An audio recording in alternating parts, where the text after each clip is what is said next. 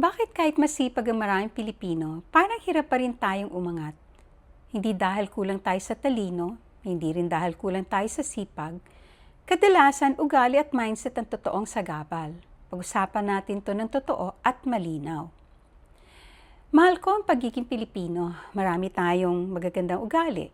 Pero kung gusto talaga nating umangat, kailangan din nating harapin ang ilang ugaling humahadlang sa atin. Hindi ito paninira, ito ay pagmulat. Una, ang bahala na mindset. Bahala na kung may mangyari, bahala na kung umabot, bahala na kung kumita. Sa buhay, pwedeng minsan ang bahala na. Pero sa pangarap at negosyo, hindi pwedeng walang direksyon. Kailangan may plano, kailangan may galaw, kailangan may consistency. Pangalawa, takot sa sasabihin ng ibang tao. Baka pagtawanan ako, baka sabihin networking na naman, baka isipin may binibenta ako.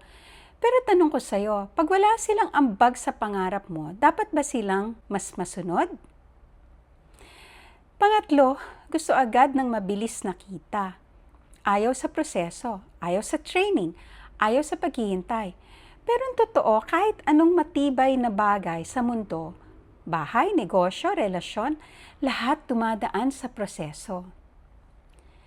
Pang-apat, pag may dumating na pera, gastos agad, utang agad. Walang long-term na pag-iisip. Hindi masama ang gumastos, pero mas mahalaga ang pag-iipon, pag-invest at pagplano.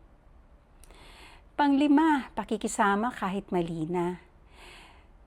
Sumasama sa barkada kahit alam mong nakakasira. Nahihinayang humiwalay kahit alam mong ikaw ang malulugi. Minsan para umangat, kailangan mo ring malutong umalis sa maling samahan. At panghuli, ang victim mindset. Mahirap lang talaga kami. Ganito na ang buhay ko. Wala naman akong swerte. Pero ang totoo, may choice tayo araw-araw. May pagkakataon tayo araw-araw. Hindi sapat na masipag ka lang. Hindi rin sapat na mabait ka lang. Kailangan mo ng tamang mindset, tamang sistema, tamang direksyon, at tamang community. Ito ang dahilan kung bakit mahalaga ang pagiging smart shopper muna. Hindi agad imbitahin, hindi agad bentahan. Aral muna, galaw muna. Bagong ugali muna. Hindi kita hinuhusgahan. Tinatapik lang kita.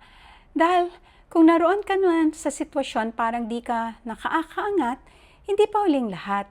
May pwesto pa ang pagbabago sa buhay mo.